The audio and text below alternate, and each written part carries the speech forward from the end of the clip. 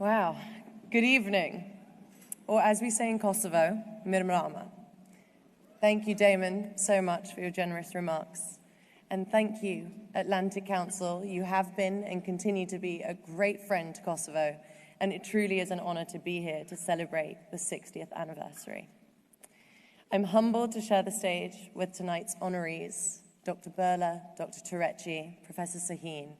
Thank you so much for everything that you've done to help us tackle the COVID pandemic. Your Excellency, Ms. von der Leyen, thank you for your leadership, and I can only apologize for the sleepless nights my other country must have caused you during these long and painful Brexit negotiations.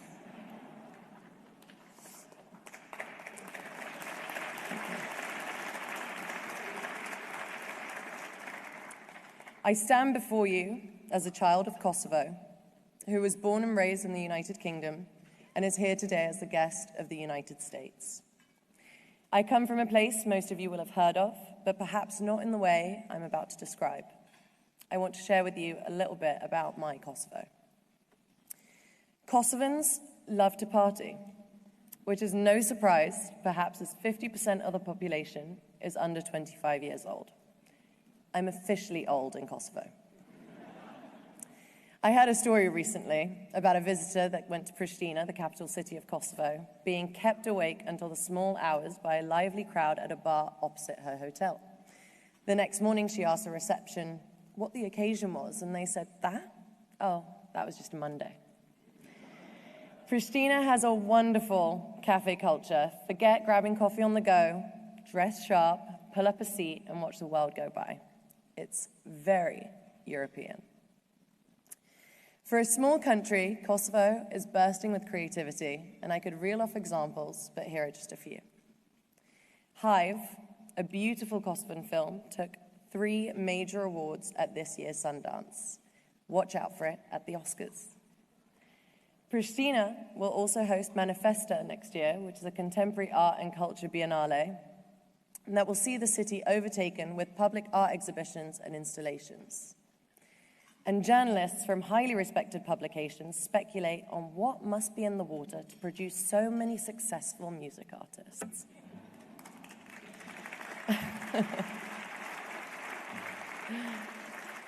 All I can say is, give us a chance and we will excel. In 2018, my dad and I founded the Sunny Hill Festival in Pristina, and it quickly became one of the biggest music festivals in the region. It's been a lifelong dream of ours to bring artists to Kosovo, not just so fans can see their favorite bands, but so that the visiting bands can experience our own brilliant and diverse music scene. The second part of our dream will soon become reality, and I couldn't be more excited to share our plans for the Sunny Hill Foundation with you. We've signed an MOU to create the Sunny Hill Arts and Innovation Center in Pristina, and we very much hope that work will start next summer. Thank you.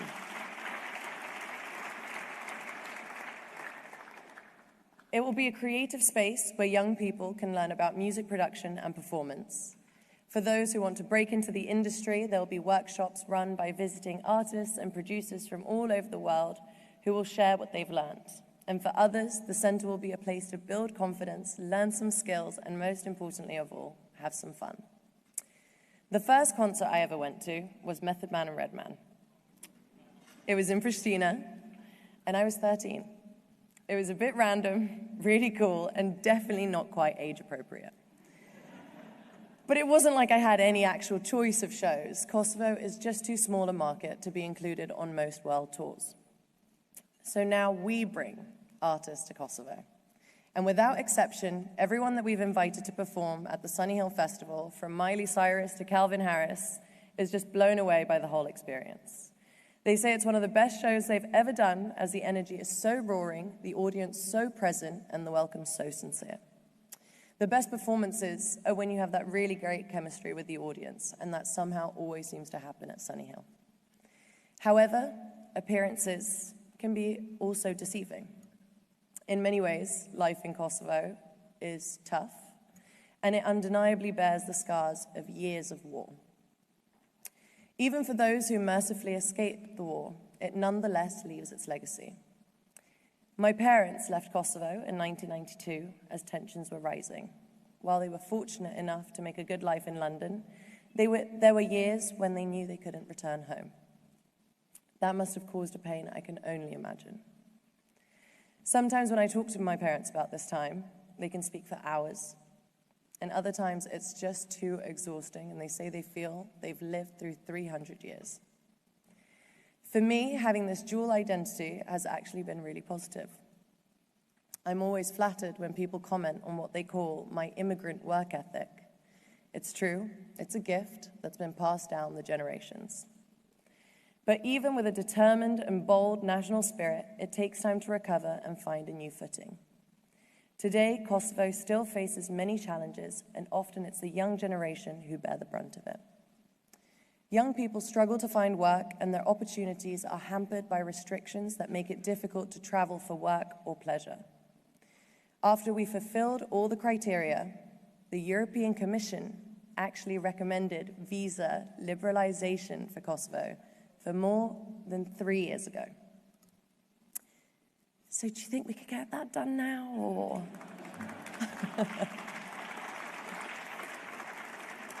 Kosovo is also the youngest country in Europe in another way. We are just 13 short years into our journey of independence. And as part of a strong international community, we will thrive emotionally, we will thrive economically and culturally. It's in our DNA. While it still breaks my heart that the United Kingdom chose to leave the European Union, rather than dwell on this, I would rather recall that the first purpose of the EU is to secure peace through unity. Wouldn't it be fitting if Kosovo could take its place within that peaceful union, thrive economically alongside our neighbors, and heal the hurt of recent conflict? With that vision in mind, thank you.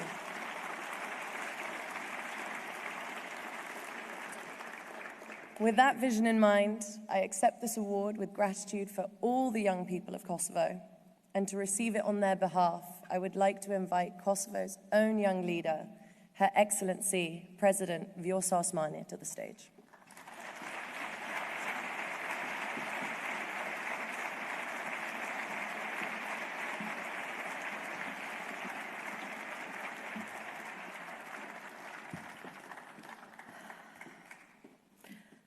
Dua Lipa, ladies and gentlemen, please give her another round of applause.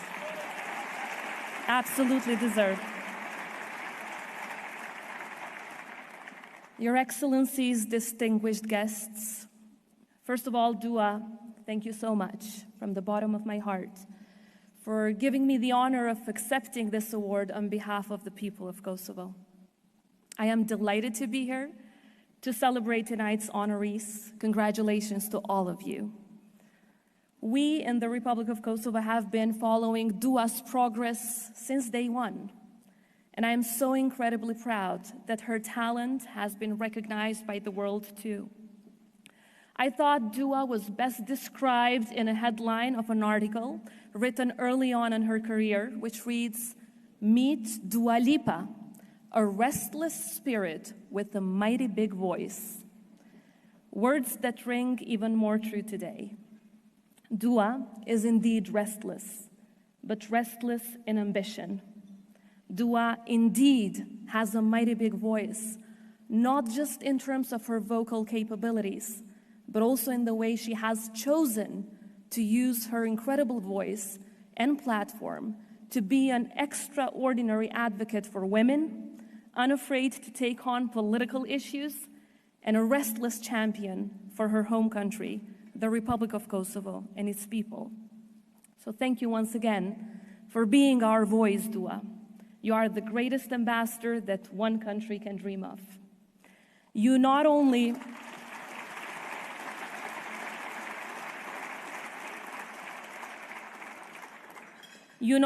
make us incredibly proud of what you have personally achieved, but also help us to raise the collective voice of our people every single time that you proudly talk about where you are from.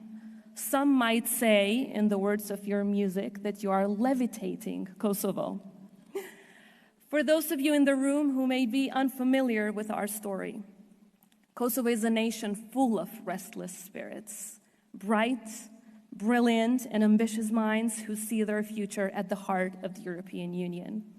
Perhaps because of our struggles, or indeed in spite of our struggles, the youth of our country continues to succeed against all odds.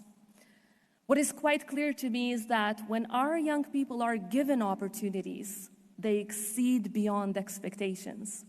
And as their president, I will work tirelessly to ensure we build an even stronger foundation for our young people to succeed within and beyond our borders.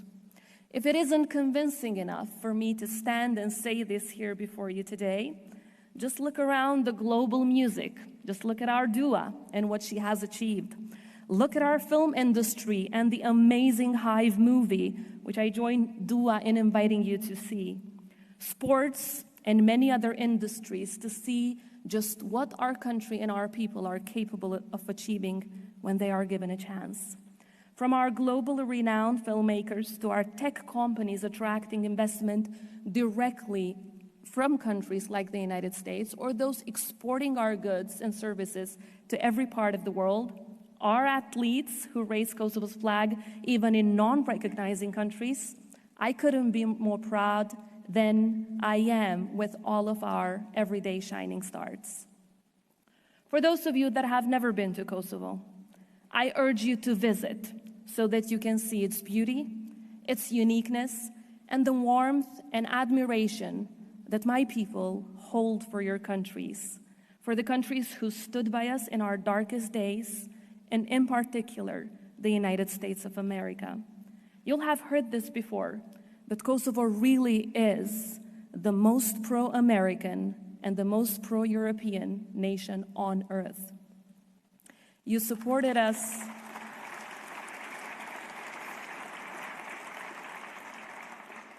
You supported us during a time when, like Dua and her beautiful family, over 1 million Kosovars were forced to flee throughout the 90s. First from oppression from the then Serbian regime against the people of Kosovo, and then, as you all know, from one of the most brutal wars we have seen in recent times. Actually, when I came here, I was reminded that it was exactly in this room in 1999, when the Alliance was celebrating its 50th birthday, that summit turned into a summit about Kosovo. Exactly where you're sitting today, the decision to save our lives was made. Exactly because of those courageous and responsible leaders at that time, we are standing alive here today. Many of them are here in this room, so please once again accept our heartfelt gratitude on behalf of all the people of Kosovo.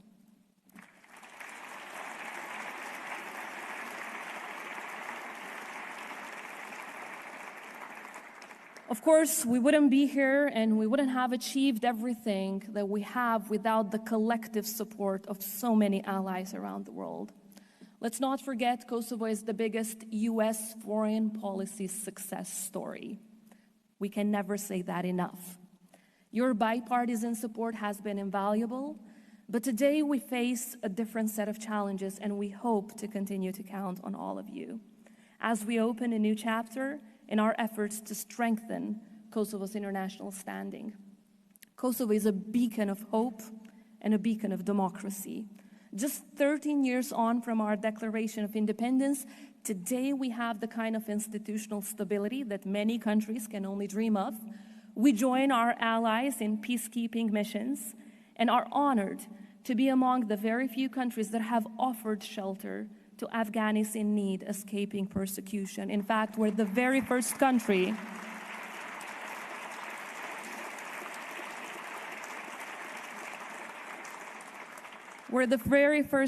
on earth to answer that call, because we've been refugees ourselves. So we've opened not just our doors, but also our hearts and minds to all of those in need.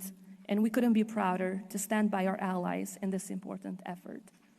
I'm also very proud to represent a people who possess so much compassion, so much talent, potential, and resilience, and confident that Kosovo will only continue to strengthen its statehood and make a bigger contribution to the international community and to peace and stability in the region.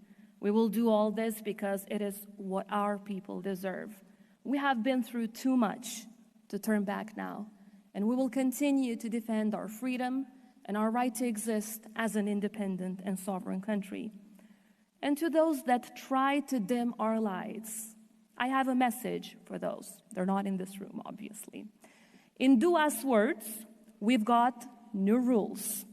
Kosovo's people and its leadership will not give up on our country's right to exist at any cost, and we will be absolutely vocal in seeking justice and the deserved path for our people.